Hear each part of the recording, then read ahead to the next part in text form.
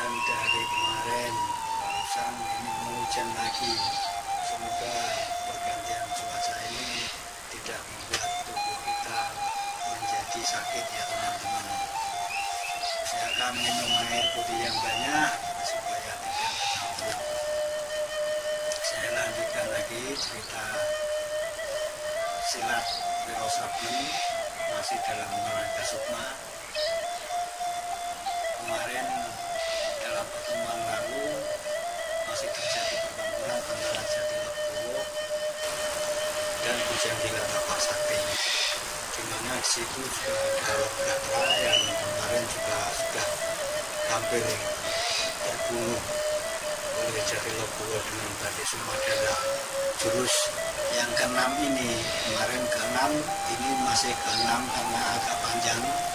Jadi kita lanjutin, masih terjadi pertempuran sengit antara keduanya, yang mana Bujangkila Tapak Sakti menggunakan berbagai cara dengan senjata sarungnya yang kemudian kalau digunakan persis menjadi seperti pedang, kemudian topi kupluk hitam komprangnya juga yang biasa untuk berkipas-kipas sehingga menimbulkan udara di sekitar di situ amat dingin sekali dan menusuk tulang.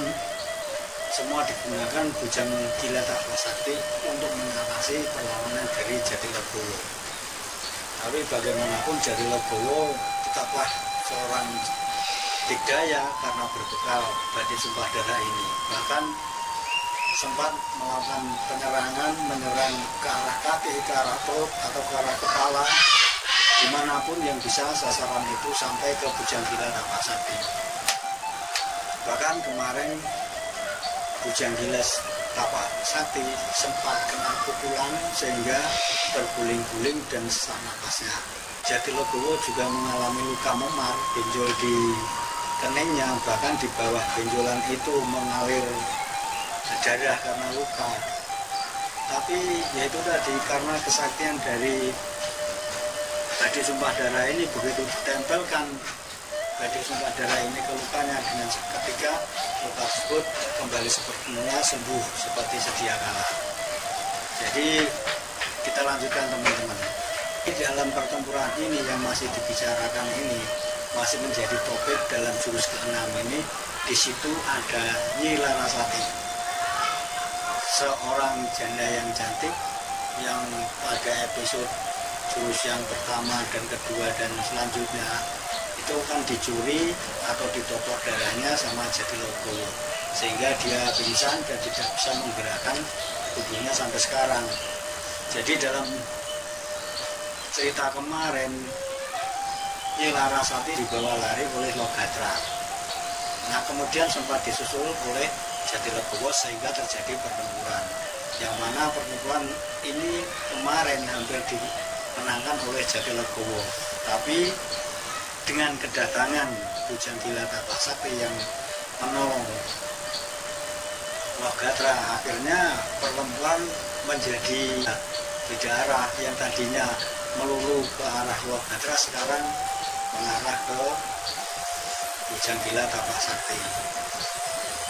Oke teman-teman, yang mana dalam pertempuran ini Nyi Larasati juga belum sempat dipulihkan oleh Logatra. Jadi masih terbaring di bawah sebuah pohon karena kemarin ketika kuda yang dinaiki oleh Logatra dicegat oleh Jatilegowo. Oke, kita lanjutkan teman-teman. Pertempuran ini ketika Bujangkila Tapak Sakti sudah terguling karena kena pukulan Jatilegowo, akhirnya dengan kecepatan yang kilat Jatilegowo menusukkan Bade ke arah Bujangkila Tapak Sakti. Tapi dalam keadaan yang seperti itu Logatra yang masih terbaring tadi karena dilupakan oleh Jatilegowo, dalam kesadarannya akhirnya dia memapas serangan Jatilegowo ke arah Bujangkila Tapak Sakti dengan menggunakan segala kemampuan tentunya. Akhirnya dengan kenekatan Logatra ini apa yang terjadi, Logatra juga akhirnya terluka. Hanya kedua orang ini Jatilegowo sama keluarga sama-sama terluka dan siap menunggu tusukan badai maut sumpah darah. Oke teman-teman, apa yang akan terjadi selanjutnya? Ketika Jatilegowo konsentrasi untuk membabatkan badainya ke arah dua pendekar ini, juga terdengar bunyi suara kuda yang lari menjauh. Terkesiap, Jatilegowo mendengar ini dengan tiba-tiba serta-merta dia menengok ke arah mana Jandani Larasati terbaring. Dilihatnya tempat itu sudah kosong.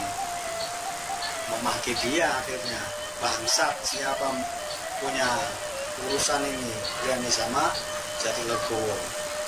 Betapa marahnya Jatilegowo melihat keadaan saat itu di mana Nyi Larasati sudah tidak ada di tempatnya. Maka tujuan awal yang hendak menghabisi Woh-Gatra dan Bujangbilatapasati akhirnya dilupakan. Dia lebih mementingkan untuk mengejar si pembawa lari janda cantik Nyi Larasati dengan kecepatan ringan tubuh yang amat tinggi. Walaupun badan Jatilegowo ini besar, sangat tegap, cepat dia mengejar ke arah mana suara kuda tadi berlari. Suasana hutan jati Tegalrejo saat itu sudah mulai hening. Hanya dua orang pendekar kita ini yang ditinggal di situ, Bujangbilatapasati dan Woh-Gatra masing-masing menyembuhkan lukanya. Angin semilir, Karisdenan Magelang masih sepi sore ini. Terdengar alunan suara gamelan senyap-senyap datang lirih dari arah pendopo. Temanggung di sebelah selatan utara, di mana Gunung Sindoro dan Gunung Merbabu berdiri di atas awan-awannya. Jatilegowo mengejar suara derap dari kuda yang menjauh. Karena situasi daerah situ Jatilegowo ini sudah paham betul, maka dengan taktik yang sudah direncanakan dia bisa memotong kemana arah larinya si pencuri tubuh si pembawa lari janda cantik Nyi Larasati. Akhirnya tidak berapa lama, sekitar 10 minuman teh, membawa lari Nyi Larasati. Bangsa tua, kamu cari mati. Saat itu dia melompat karena ternyata yang tidak lain adalah Dewi Sarontang, pada sakti dari Makassar yang tadi sumpah darah sempat dicuri oleh Jatilegowo. Itu menjadi gelap gulita dan asam membubung ketika Sarontang melemparkan senjata rahasianya yang daerah itu menjadi gelap gulita, asap berkemul-kemul, sehingga pandangan Jatilegowo tidak sempat melihat ke depannya. Dia diam untuk menunggu keadaan sekitarnya sembari bersiap-siap melihat keadaan dalam situasi siaga penuh. Siapa tahu ada susulan serangan dari Dewi Sarontang. Oke teman-teman, terima kasih telah bersama kita. Jurus yang ke-6 kita kembali sudah lewati dan kita akan menuju jurus yang ke-7. Gunung Merbabu di sebelah timur dari Gunung Sindoro. Sementara Gunung Sindoro sebelahnya seperti kawan kembar, yaitu Gunung Sumbing. Kedua gunung ini tampak biru dari kejauhan dari arah Magelang. Sore mulai menjelang, awan tipis beriak-riak terbang setengah di badan Gunung Sindoro dan Gunung Sumbing. Gunung yang dari dulu penuh misteri, di mana para pendekar banyak berkelana di daerah situ mencari sesuatu dan Oke teman-teman, sampai di sini dulu. Kita menuju ke jurus yang ketujuh bersama saya masih tetap di Braga Sukma. Oke, sampai